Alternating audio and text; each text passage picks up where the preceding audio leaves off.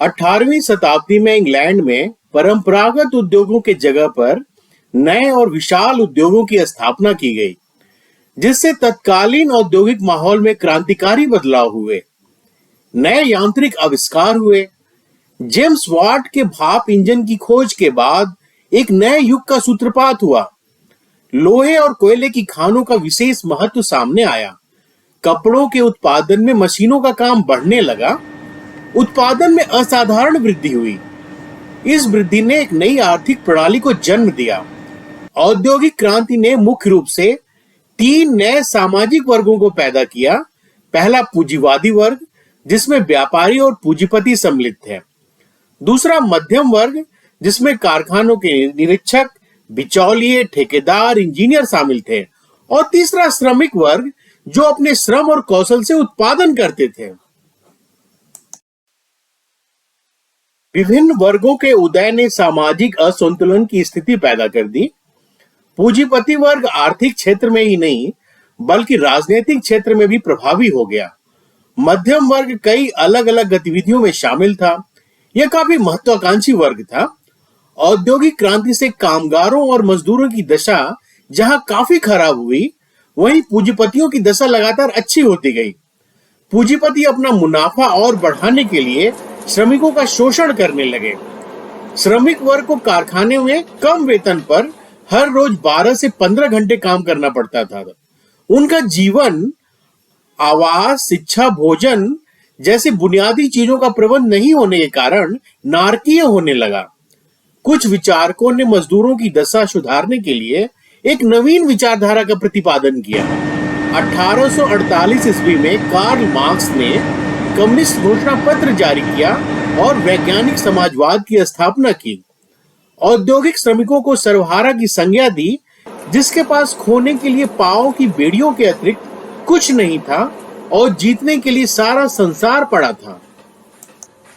Karl Marx Hegel के विचारों से प्रभावित थे। उन्होंने होली फैमिली नामक किताब प्रकाशित करवाई, जिसमें उन्होंने सर्वहारा वर्ग और भौतिक दर्शन की सैद्धांतिक विचारधारा पर सबसे ज्यादा प्रकाश डाला। अपने साम्यवादी घोषणा पत्र में पूंजीवाद को समाप्त करने का उन्होंने संकल्प लिया था। मार्क्स के मुताबिक दुनिया में अशांति और असंतोष का कारण गरीबों और अमीरों के बीच का क्लास स्ट्रगल है, वर्ग संघर्ष। उन्होंने कहा कि उत्तराधिकार की प्रथा का अंत किया जाना चाहिए और आर्थिक एवं सामाजिक समानता के लिए एक शांतिपूर्वक क्रांति की जानी चाहिए, और यदि इससे बदलाव न हो तो सशस्त्र क्रांति की जानी चाहिए। क्लासलेस सोसाइटी यानी कि वर्ग विहीन समाज की स्थापना करना मार्क्स का प्रमुख उद्देश्य था। 1867 में मार्क्स का पहला विश्वविद्यालयी ग्रंथ दास कैपिटल प्रकाशित हुआ, जिसके द्वारा पूरी दुनिया में उनको प्रसिद्धि प्राप्त हुई। उनकी एक और महत्वपूर्ण किताब है द पॉवर्टी ऑफ फिलॉसफी।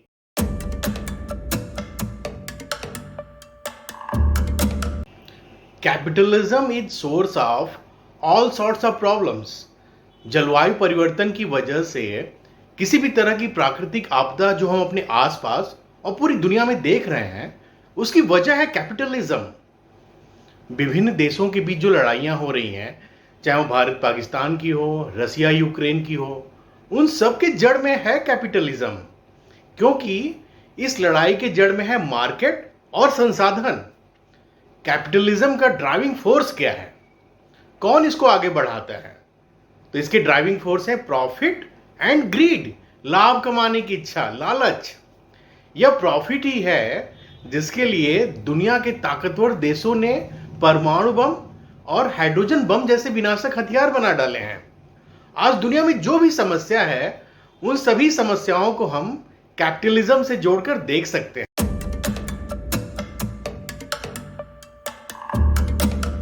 कुछ उदाहरणों के जरिए मार्क्सवाद को भारतीय संदर्भ में समझने की कोशिश करेंगे। पहले देखते हैं ऐतिहासिक भौतिकतावाद यानी कि हिस्टोरिकल मैटेरियलिज्म के बारे में। Historical materialism is Marx explanation of history, यानी कार्ल मार्क्स इतिहास की व्याख्या ऐतिहासिक भौतिकतावाद की मदद से करते हैं। आप कह सकते हैं कि यह वो हिस्ट्री का इकोनॉमिक इंटरप्रिटेशन यानी कि आर्थिक व्याख्या है। मार्क्स कहते हैं कि श्रमिक वर्ग को दार्शनिकों ने भ्रमित किया है, मिसगाइड किया है।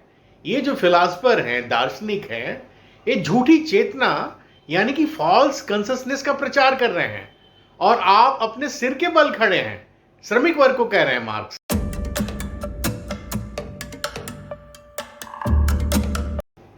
फॉल्स कॉन्शसनेस यानी कि झूठी चेतना के कुछ उदाहरण देखते हैं। यदि आप सोचते हैं कि अगर समाज में ब्राह्मण न हो तो समाज का अस्तित्व रह जाएगा, लेकिन अगर शूद्र या दलित न हो तो क्या समाज का अस्तित्व संकट में पड़ जाएगा? इसको देखते हैं। समाज में सबसे अधिक महत्वपूर्ण काम दलित का है। सफाई का काम समाज के अस्तित्व के लिए सबसे बड़ी जरूरत है। यानी समाज को प्रोफेसर की जरूरत नहीं है। मैं मार्क्सिज्म या मार्क्सवादी परिप्रेक्ष्य से बात कर रहा हूं। साइंटिस्ट की जरूरत नहीं है, डॉक्टर की भी जरूरत नहीं है। अगर सफाई का काम ठीक से हो गया तो बीमारियां ही नहीं होंगी, डॉक्टर की जरूरत ही नहीं है। सफाई का काम सबसे महत्वपूर्ण है और सबसे मुश्किल काम है। तो क्या हम इस काम के लिए इन लोगों को यानी कि सफाई कर्मी को, क्लीनर्स को कंपनसेशन देते हैं? नहीं देते हैं। क्या हम इस काम के लिए इनको रिस्पेक्ट देते हैं, सम्मान देते हैं? नहीं देते हैं। ऐसी स्थिति में आप सरकार के स्वच्छ भारत मिशन की सफलता की उम्मीद कैसे कर सकते हैं? स्वच्छ भारत मिशन को जमीन पर साकार कौन करेगा? जरा ध्यान से देखिएगा, इंटरव्यू में ये क्वेश्चन लगातार पूछा जा रहा है आपके। अगर प्राइम मिनिस्टर और मंत्रिमंडल के सहयोगी 1-2 घंटे के लिए गलियों में सफाई अभियान चलाते हैं तो क्या इससे जमीन पर स्वच्छ भारत मिशन साकार हो जाएगा? नहीं। तो क्या सरकार के पास स्वच्छ भारत मिशन को जमीन पर साकार करने का सही आइडिया क्या है? इस पे बात करते हैं।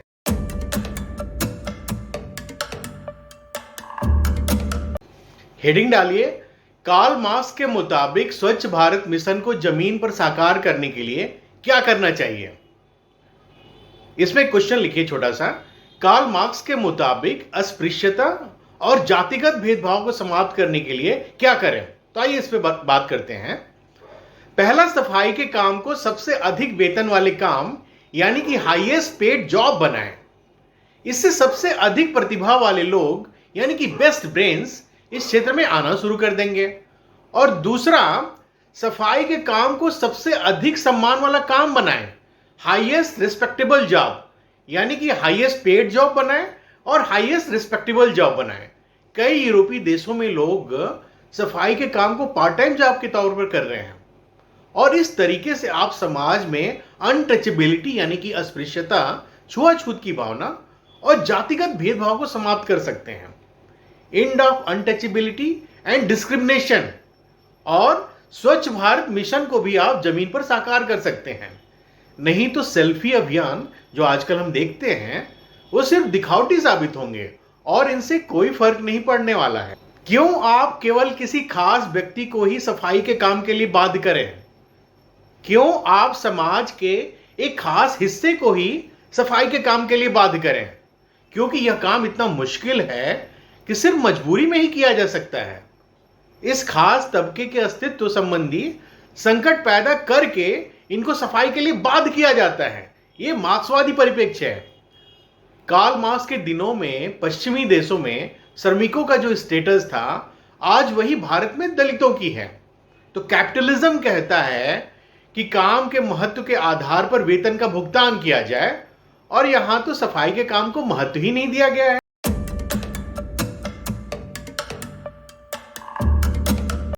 सिस्टम ऑफ डिफरेंशियल रिवार्ड्स, इस पे बात करते हैं।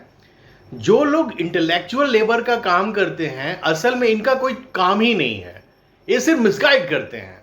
और जो लोग मैनुअल लेबर का काम करते हैं उनको आप बुनियादी सहूलियत भी नहीं दे रहे हैं। सरकारी नौकरियों में आरक्षण जैसी सुविधाएं एक तरह से दिखावटी और राजनीति से प्रेरित हैं। तात्पर्य यह है कि सरकारी नौकरियों में आरक्षण देकर इस समस्या का समाधान नहीं किया जा सकता है। किस समस्या? क्या? छुआछूत और जातिगत भेदभाव। इस तरह की कोई भी नीति शोषण को और भी बढ़ावा देती है और इस सिस्टम में, ये जो भेदभाव वाला सिस्टम है, इसमें इजाफा करती है।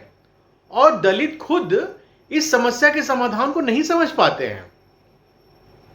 जो लोग इंटेलेक्चुअल लेबर का काम करते हैं उनको वेतन दिया जाए, लेकिन भारी भरकम देने की जरूरत नहीं है। भारी भरकम वेतन आप देखते हैं कि प्रेसिडेंट, सीईओ, इनके वेतन बड़े भारी भरकम हैं, और लेबर्स जो मैनुअल लेबर काम करते हैं या चतुर्थ श्रेणी कर्मचारी हैं, उनका वेतन बहुत कम है। और इसी तरह फैक्ट्रियों में प्रेसिडेंट, वाइस प्रेसिडेंट और श्रमिकों के बीच जो बहुत बड़ा के वेतन के बीच जो बहुत बड़ा गैप है, उसका कोई मतलब नहीं है। यानी वेतन में बहुत बड़ा अंतर नहीं होना चाहिए। यानी इस गैप को कम करना होगा और आपको वेतन में समानता लानी होगी। डिस्क्रिमिनेशन और इनइक्वालिटी को खत्म करना होगा या कम करना होगा। जैसे मान लीजिए प्रेसिडेंट और सीईओ के पास मल्टी स्टोरी बिल्डिंग है और वर्कर के पास उसके पास घर तक नहीं है। मतलब जो ऊंची स्टेटा के लोग हैं वो अपनी जरूरतें कम करें।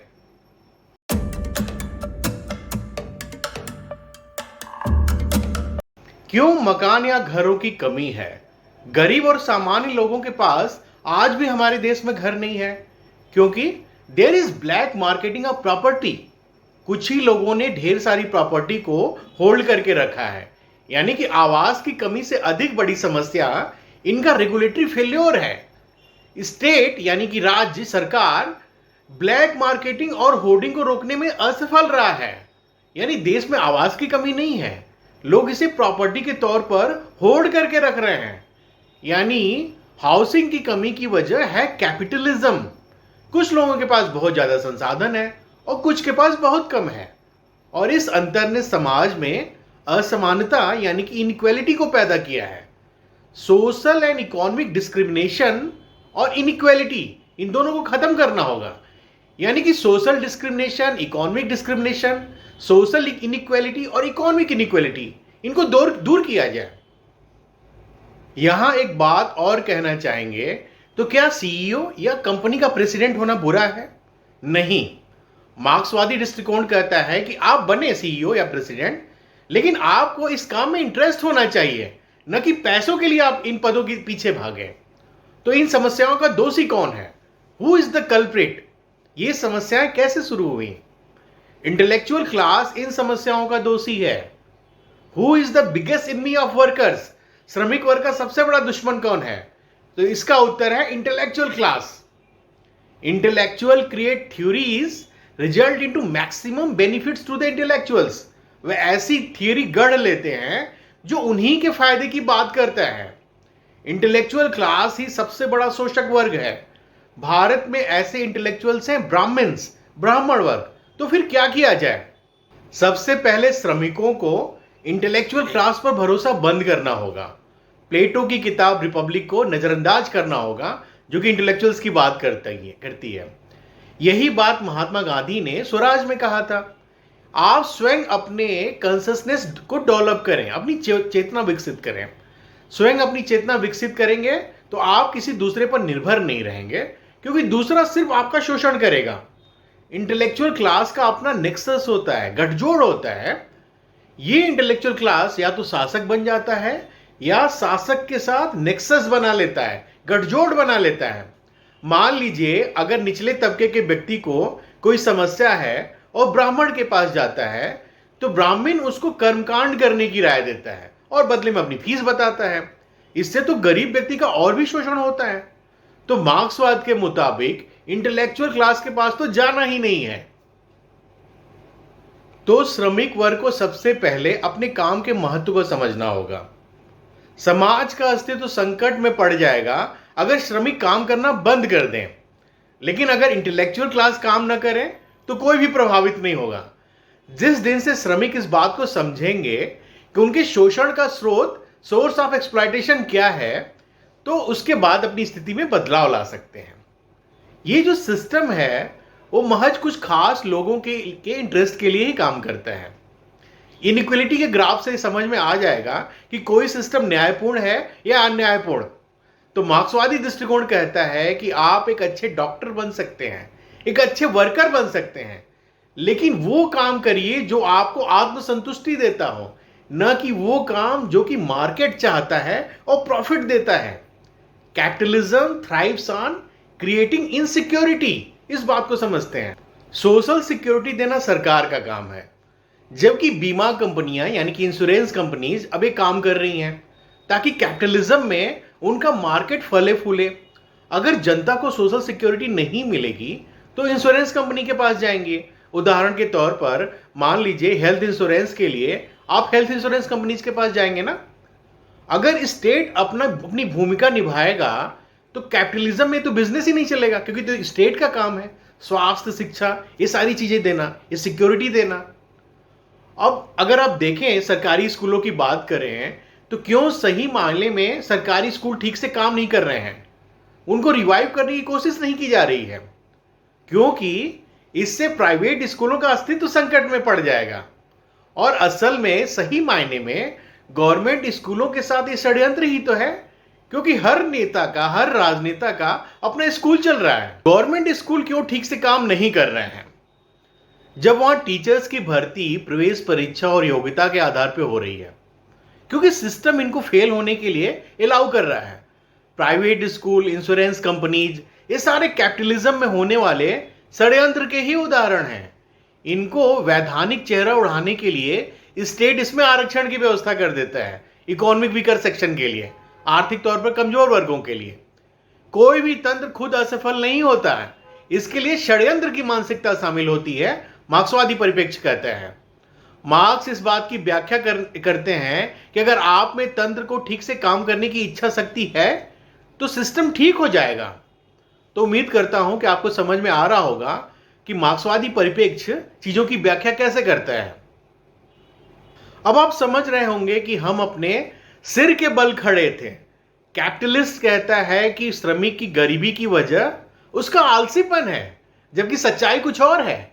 ऐसा सिस्टम ही बना दिया गया है कि कैपिटलिस्ट सोसाइटी पूंजीवादी समाज में डोमिनेंट सेक्शन के द्वारा, जो ऊंची जाति के लोग हैं, जो ऊपर बैठे हुए लोग हैं, जिनका प्रभुत्व है समाज में, अगर भारतीय समाज में इसे कहना चाहें तो ब्राह्मण कहेंगे कि दलित में तो पढ़ने की क्षमता ही नहीं है, इस आधार पर उनको पढ़ाई से दूर किया गया।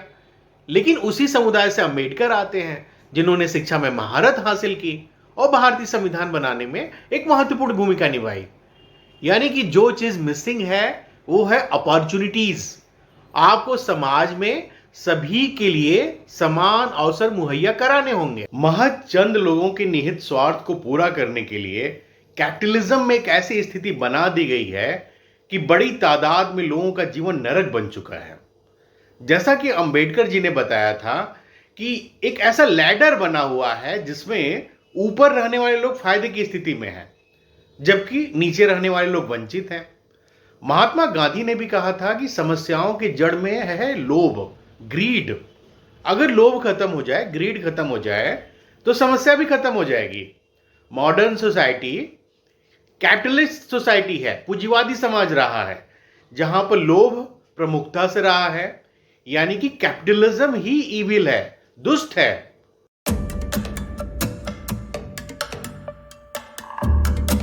कैपिटलिज्म को समाप्त नहीं किया जा सकता है, क्योंकि कैपिटलिज्म कॉमन सेंस बन चुका है। कॉमन सेंस का मतलब नेचुरल बन चुका है, जबकि ये कॉमन सेंस खुद नहीं बना है, इसको कॉमन सेंस बनाया गया है, इसको नेचुरल बनाया गया है। तो बहुत मुश्किल है कैपिटलिज्म के बियॉन्ड जाकर सोच पाना। और इसी बात को मार्क्सवादी चिंतक ग्रामसी ने बताया है कि क्यों कैपिटलिज्म को समाप्त नहीं किया जा सकता है। अगर लोगों के कॉमन सेंस में ही बैठ जाए कि सिर्फ यही चीज हो सकती है, इसके आगे कुछ नहीं हो सकता, इससे बेहतर कुछ नहीं है, तो वो विचारधारा, वो आइडिया कंटिन्यू रहती है। तो कैपिटलिज्म इसीलिए कंटिन्यू रहता है, ये कॉमन सेंस बनने की वजह से। जैसे मान लीजिए उदाहरण के तौर पर अगर हम देख सकते हैं कि इस यूनिपोलर दुनिया में अमेरिका का डोमिनेंस है, वर्चस्व है। यानी कि कॉमन सेंस बन चुका है कि अमेरिका का डोमिनेंस रहेगा।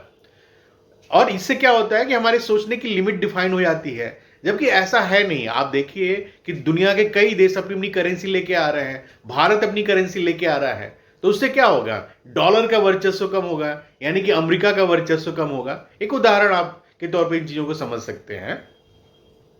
उदाहरण के तौर पर अगर आप थम्स अप पी रहे हैं तो आपको ऐसा लगता है कि थम्स अप हमें पसंद है, जबकि सच्चाई यह है कि आपका जो पसंदीदा हीरो है सलमान खान, वो इसका विज्ञापन कर रहे हैं और इसलिए आप पी रहे हैं।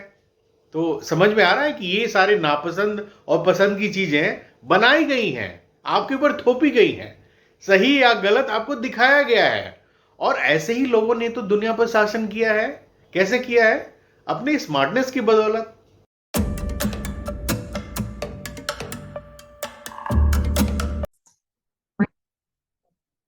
आइए क्लास इन इटसेल्फ और क्लास फॉर इटसेल्फ, इन दोनों बातों को समझते हैं।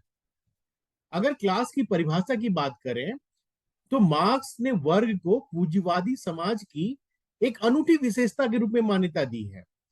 एक सामाजिक वर्ग के दो प्रमुख मानदंड होते हैं, पहला ऑब्जेक्टिव क्राइटेरिया और दूसरा सब्जेक्टिव क्राइटेरिया। अगर ऑब्जेक्टिव क्राइटेरिया की बात करें तो उत्पादन के साधनों के साथ समान संबंध साझा करने वाले लोग एक क्लास यानी कि एक वर्ग में शामिल होते हैं। उदाहरण के तौर पर सभी मजदूरों का जमींदारों के साथ एक समान संबंध होता है और यही है क्लास इन इटसेल्फ। मार्क्स के मुताबिक वर्ग का क्लास इन इटसेल्फ होना ही पर्याप्त नहीं है, बल्कि क्लास फॉर इटसेल्फ यानी कि सब्जेक्टिव क्राइटेरिया भी होना चाहिए। ऑब्जेक्टिव क्राइटेरिया हो गया क्लास इन इटसेल्फ और सब्जेक्टिव क्राइटेरिया हो गया क्लास फॉर इटसेल्फ। अगर सब्जेक्टिव क्राइटेरिया की बात करें तो जब किसी वर्ग यानी क्लास की चेतना एक समान हो जाती है तो उनमें एकता आ जाती है, फिर वो एकजुट होकर कोई भी सोशल एक्शन कर सकते हैं। यहां पर जिस चेतना की वजह से लोग अपने कॉमन इंटरेस्ट साझा हित के लिए एकजुट होने के बाद सोशल एक्शन करते हैं, उसी को कहते हैं क्लास फॉर इटसेल्फ। मार्क्स ने अपनी किताब द पॉवर्टी ऑफ फिलॉसफी में बताया है कि श्रमिक वर्ग व्यक्तियों का एक समूह मात्र है और यह है क्लास इन इटसेल्फ। लेकिन जब यह पूंजीवाद के खिलाफ संघर्ष करने के लिए एकजुट हो जाता है तो यह पूंजीवाद इसको क्लास फॉर इटसेल्फ में बदल देती है और यह जिस हित की रक्षा करती है, जिस इंटरेस्ट की रक्षा करती है, वो वर्ग हित बन जाता है, क्लास इंटरेस्ट बन जाता है, सबका हित बन जाता है। आइए हैव्स और हैव्स नॉट की बात करें। मार्क्स की जो क्लास की कंसेप्ट है उसकी खास बात यह है कि जब भी शोषणकारी रिश्ते के संदर्भ में इनको देखा जाता है तो दोनों वर्गों को आपस में जोड़ कर देखता है, दोनों वर्गों को, यानी कि क्लास फॉर इटसेल्फ और क्लास इन इटसेल्फ। जो हैव्स हैं उनके पास उत्पादन के साधनों पर स्वामित्व होता है और इस तरह हैव्स नॉट यानी कि जो वंचित वर्ग है, जो गरीब वर्ग है, जो श्रमिक वर्ग है, उन पर इनका वर्चस्व होता है। हैव्स में आपके जमींदार और रूलिंग एलिट आ गए और हैव्स नॉट में श्रमिक वर्ग। जब हैव्स नॉट को अपने शोषण के बारे में पता चलता है तो उनमें चेतना आ जाती है और ये चेतना बनाती है क्लास फॉर इटसेल्फ। सामाजिक अस्तित्व ही कंससनेस यानी कि चेतना को निर्धारित करता है। यह मनुष्य की चेतना नहीं होती जो उसके अस्तित्व को निर्धारित करती है, बल्कि यह उसका सामाजिक अस्तित्व होता है जो उसकी चेतना को निर्धारित करता है। कार्ल मार्क्स के मुताबिक मनुष्य की समस्त विचारधाराएं उनके अस्तित्व की भौतिक दशाओं से निर्धारित होती हैं और जो विचार है वो भौतिक परिस्थितियों का प्रतिबिंब मात्र है। ट्रू कॉन्शियसनेस ऑफ एक्सप्लॉयटेशन, शोषण के खिलाफ सच्ची चेतना। जो फर्स्ट लेवल ऑफ कॉन्शियसनेस है वो है क्लास इन इटसेल्फ और सेकेंड लेवल ऑफ कॉन्शियसनेस है क्लास फॉर इटसेल्फ। तो दो चीजों पर आपके साथ नोट आते हैं, क्लास इन इटसेल्फ और क्लास फॉर इटसेल्फ। तो क्लास फॉर इटसेल्फ का मतलब है कि शोषित और शोषक इनका को एग्जिस्टेंस संभव नहीं है। मार्क्स कहते हैं कि मेरी बात को ही सही ना मान लो, किसी भी बात को पूरी तरह से सही मत मानो। अपना खुद का कॉन्शियसनेस डेवलप करो, अपनी खुद की चेतना विकसित करो। अगर भारत में ऐसी क्रांति आती तो छोटे और सीमांत गरीब किसान मालिक बन जाते हैं, लेकिन ऐसा हुआ नहीं। और तो और वे गरीब किसान दूसरे बड़े लोगों के खेतों में जाकर खेतीहर मजदूर के तौर पर काम करने लगे। अपना जमीन होने के बावजूद देश में ऐसी स्थिति बनी रही, लंबे समय तक बनी रही। और सही बात यह है कि हमने लैंड रिफॉर्म्स के रास्ते उन दिनों अपनाए ही नहीं, बजाय इसके हमने ऐसा समाज चुना जो कुछ ही लोगों के फायदे की बात करता था। तो यह सब कैसे होता है? एक एलिट क्लास दूसरे एलिट क्लास के साथ हाथ मिला लेता है। जैसे भारत में जब अंग्रेज आए तो ऐसे थोड़ी राज कर सकते थे। मुट्ठी भर अंग्रेजों ने कैसे इतने बड़े समाज पर शासन किया। इसके लिए शासन को आसान बनाने के लिए उन्होंने क्लास बनाया, वर्ग बनाया, ऐसे लोगों को चुना जिनके साथ उनके हित समान थे, उनके इंटरेस्ट समान थे। जैसे छोटे रजवाड़े, प्रिंसली स्टेट, जमींदार, तो उनके साथ हाथ मिला लिए और इन दोनों ने मिलकर आम लोगों का शोषण किया, जम के शोषण किया। इसी तरह राजनीतिक दल भी काम करते हैं। वोट बैंक के लिए कुछ खास जातियों को पद दे देते हैं ताकि समाज में इक्वल रिप्रेजेंटेटिव का ढोंग बना रहे, सबका प्रतिनिधित्व हो रहा है, ये पूरी भावना बनी रहे। पॉलिटिक्स ऑफ को option is never good for the depressed section. यानी कि आपने सिर्फ कुछ ही लोगों को फायदा पहुंचाने की कोशिश की, तो फिर ऑप्शन क्या है? मार्क्स कहते हैं politics of revolution is the option. और इस दिखावे की राजनीति से एक नया एलिट का जन्म हो जाता है और इसी को कहते हैं न्यू एलिट या नव अभिजन। ये आपके एग्जाम में शॉर्ट नोट लिखने को आया है। तो इसका उदाहरण क्या है? जैसे यूपी, बिहार, कर्नाटक जैसे राज्यों में आपको पिछड़े वर्ग की राजनीति करने वाले ऐसे एलिट देख सकते हैं आप लोग। दलित या पिछड़े वर्ग में भी आप नए ब्राह्मण्स को देख रहे हैं। लोगों ने अपनी फैमिली पॉलिटिक्स को आगे बढ़ाना शुरू किया पिछड़े वर्ग की राजनीति के नाम पर। सारे उदाहरण आप देख रहे हैं, अपने आसपास देख रहे हैं। तो दलित या पिछड़े वर्ग के नाम पर एक ऐसे नए समूह का जन्म हो जाता है जिसका असल में दलितों की चेतना से, दलितों के इंपावरमेंट से कोई लेना देना नहीं है। वो अपनी पॉलिटिक्स को आगे बढ़ा रहे हैं, अपनी फैमिली पॉलिटिक्स को आगे बढ़ा रहे हैं।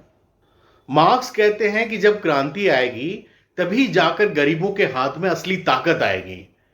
जब तक सच्ची चेतना यानी कि ट्रू कॉन्शियसनेस नहीं आएगी, चीजों में बदलाव नहीं आएगा। और महात्मा गांधी ने भी यही बात कहा था।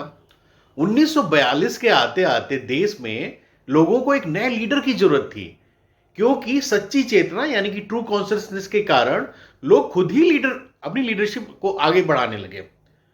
तो क्या था? पहले लोगों को लीडर की जरूरत थी और जब सच्ची चेतना आ गई, लोगों ने खुद ही एक लीडरशिप डेवलप करना शुरू कर दिया। तो जब लोगों को अंग्रेजों के शोषण की पराकाष्ठा समझ में आने लगी, तो लोग खुद ही अंग्रेजों के खिलाफ कदम उठाने लगे और ये रिजल्ट था ट्रू कॉन्शियसनेस का, सच्ची चेतना का।